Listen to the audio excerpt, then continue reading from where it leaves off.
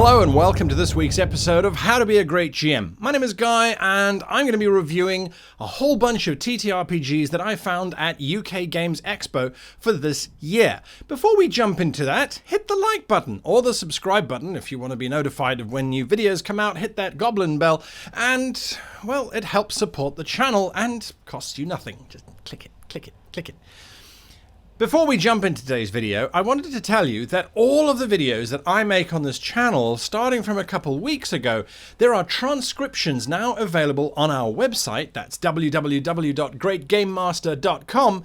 Maybe one too many W's in there. Nonetheless, if you head on over there and you have a look at the section My Videos, you will see that each video now has annotated notes. Thanks to the social media goblin. Thank you, hearts and all that stuff. So if you are looking for comprehensive notes on each of these videos, head on over to our website. This year's UK Games Expo was muted, naturally, because of COVID, but there was still a significant number of people there, and an absolutely large number, even though my English is not correct.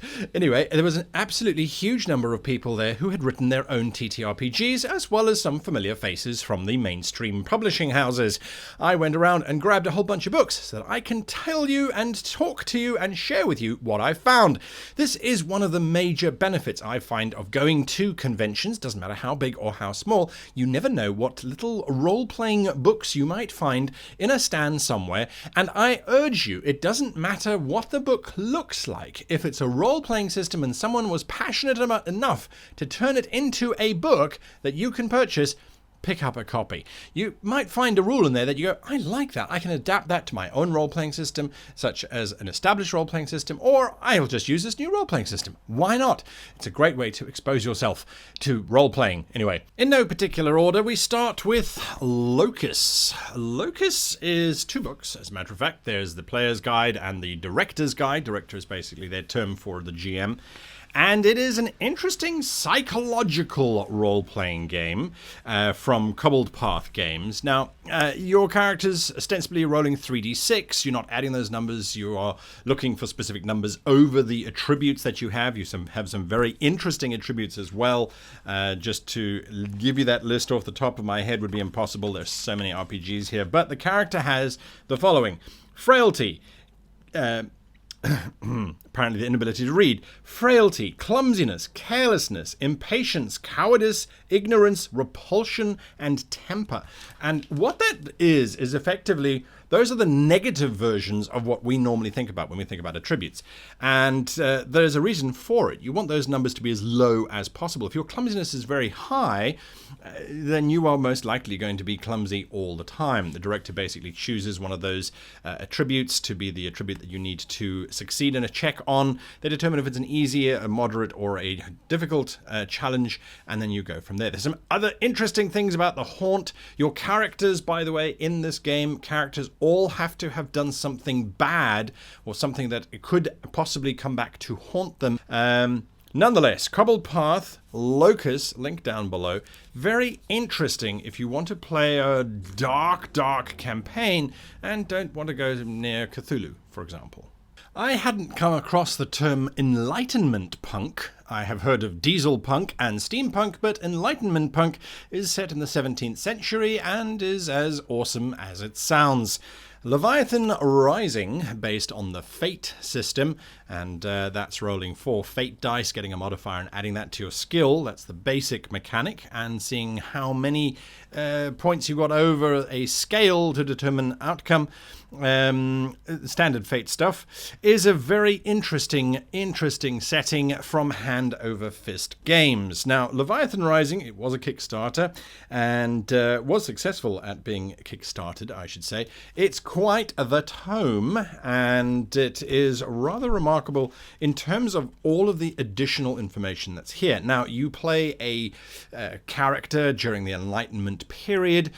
Muskets, gunpowder, and all that kind of stuff has started to corrode away the old ideals of the medieval era, although there is now the resurgence of magic, and magic takes the form of these very dark rituals and things which your characters would have to go and hunt down and fight against. best. It does sound like it is going to be a lot of fun. If that era is for you, then Leviathan Rising may be the game for you to play.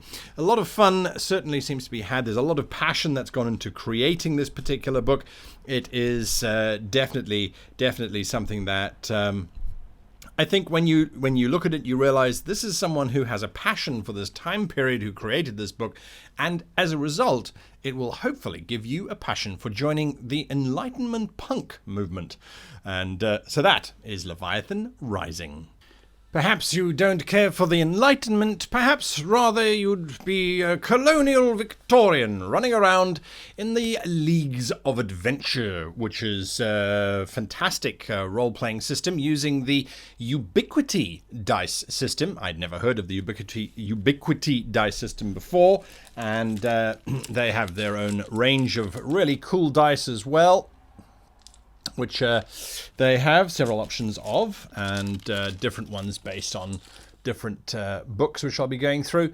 But effectively, the Ubiquity system is you roll a die, and if it's an odd number, it is a failure. If it's a positive, an even number, it is a success. You count your successes, and if you have more successes than the difficulty, you succeed. Obviously, you create your pool based on the skills and attributes that you have. So League of Adventure is based primarily in a colonial world, the 1890s, but everything that was and is from the 1890s is real. So Sherlock Holmes is running around. Dracula could arguably be running around. There are a lot of really cool kind of things from this age of adventure, and the book is full of this kind of information. It's really well laid out. Very simple and clear instructions are throughout. There's even a bonus at the very front of the book, timeline, which says what happened during specific time periods. So in 1892, for example, Alessandro Barsanti discovers the tomb of Akhenaten at Amarna. Now, Akhenaten was quite interesting. He's the pharaoh who had a dome-shaped head, but that's a whole different section.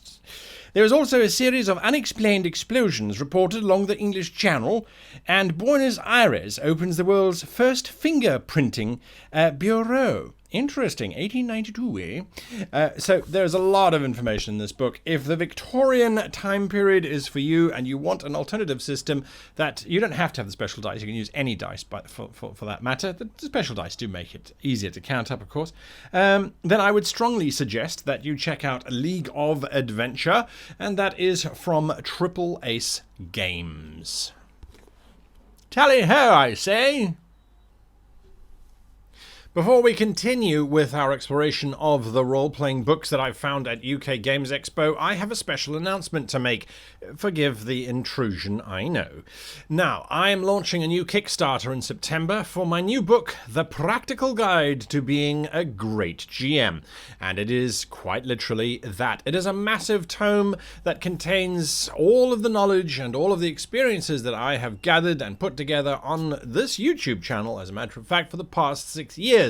But it's in table form, it's in references, it's in exercises that you can do at your own pace, in your own time, to improve your imagination, your encounter building, your world building. Everything that this channel has looked at is in that book, and it's all been designed by myself to be as useful to you, immediately useful to you, as humanly possible. The Kickstarter launches in September, but the follow page on Kickstarter launches tomorrow, so check it out, links down below. And now, back to our regular programming. It seems that the Age of Enlightenment was a hot topic, as we discover in All for One, Régime Diabolique. Now, All for One is, again, by Triple Ace Games, and it uses that Ubiquity system that I spoke about earlier, which I think is quite a fun, simple system. Now, All for One is set during the 17th century, so you are swashbuckling musketeers, hence the All for One cry, and you are facing off against all kinds of evil menaces that are promising and threatening to take over all of the known world. It's full of what you would expect, which is actually what you want from a role-playing game. There are rules on how to create an amazing swashbuckler. There are rules for being kings, musketeers, and the like. And character creation is fairly straightforward, which is, again, what you always want. I must admit, some of the writing does take a little bit of getting used to. There are some sections where it's like, I'm not sure I can read this exactly. But we've got some great illustrations in there. And yes. So if you want to try out some musketeers, then, well, you might want to try out All for One by Triple Ace Games. One of the things that I love about going to conventions is finding interesting role-playing games that step away or step backwards to something of the past. And that would be this one, Limbus Infernum. Now, Limbus Infernum, done by Monty Dots Limited Publishing. Limbus Infernum, your characters start out dead.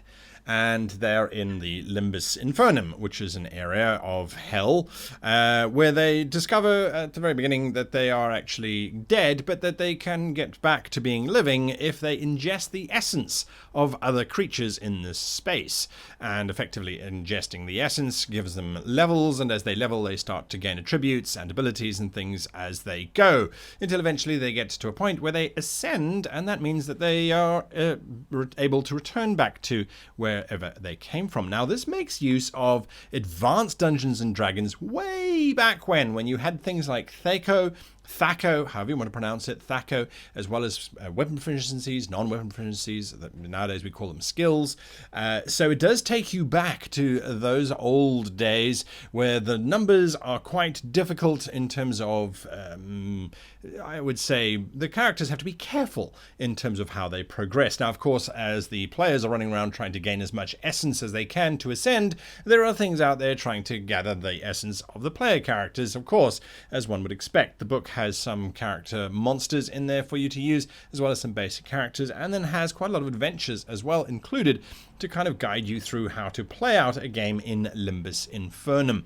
It is an interesting thing, and I must admit, when I was going through the book, I was like, oh, that takes me back.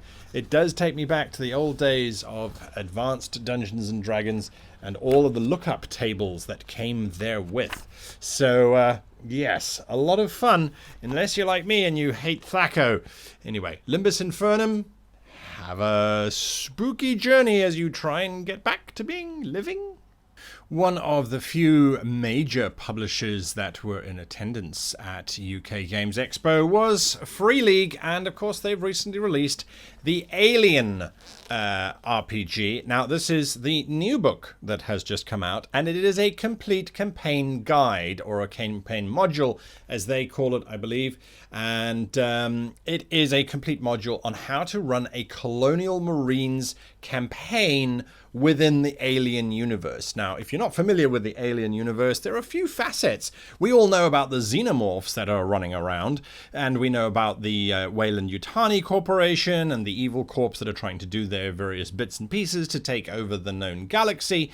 But we also know about the Marines. Now, the Marines, if you remember from one of the very first of the films called Aliens, was the second one that came out, and that is all about the Marines and how they go in and they pacify areas, they solve problems and get the job done, and most of the time die in horrific ways. Well, now you can run a game in that setting. The book is it's a huge, massive book, 300 pages long, beautiful execution as one expects from an Alien book, very, I would have to say, very atmospheric, he said, not again finding atmospheric pictures. There we go. Very atmospheric in terms of how the book looks. It makes you feel as if you are in the world of Aliens. Really, really, really nice. Some very cool illustrations, vehicles, all the sort of things that the Colonial Space Marines would be using. Now, the Alien role-playing system, I have played this system, as a matter of fact.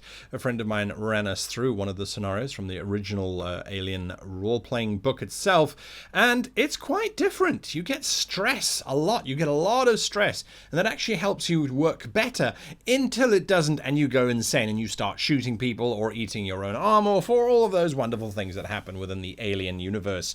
Now, the module is fresh off the shelf, as they say, so if you are into playing aliens and xenomorphs, well, then Alien might very well be the role-playing choice for you. The last of the TTRPGs that we look at from UK Games Expo is The End of Kings. You guessed it, another 17th century based role-playing game. It seems to be very popular at UK Games Expo this year. Now, it was created by Simon Todd of Monty.Limited, and it is by all means that I can discover, it is a kind of a custom-made system using percentile die as well as the standard range of 1d20, etc., etc. So you have a percentage, and then you have to roll whenever you are doing something to succeed or to fail. And the successes and failures determine each of the skills and things will have a different random number that you have to roll using a different type of die. So a d20 might give you, if you have 1 in 20 chance or 5% chance, whatever. Now, the book it's a massive book. It's absolutely massive, almost 300 pages long and filled with really cool things. You can see now lots of imagery as well. Some of the stuff is photographic, which is quite nice. Some of it is hand-drawn, of course. There are just lots and lots and lots of monsters in here. There are different kinds of spells as well. Magic is part of this. There is a magic system in place. There is a reaction time space. This feels very much to me like someone has taken Advanced Dungeons & Dragons or Dungeons & Dragons 2nd edition, merged it with the best aspects of a percentile D100 system, and kind of come up with a space in between, which to me looks really, really exciting. Again, the time period is very interesting. There are a lot of entries just to bring you up to snuff on what exactly was happening in the 17th century around the planet, and to give you some inspiration on that. Lots of very clear examples. I would have to say this is a solid read through of a new system that presents a very interesting look at the 17th century. So that is The End of Kings. And, as a matter of fact, that's also the end of this video. A big thank you to all the Patreons who are supporting the channel and making it possible. And as usual, your task for this week is to list a role-playing game that you found by chance or accident, and it was actually pretty awesome. So that's your task for this week. Until next time, however, I wish you and yours the very happiest of gaming.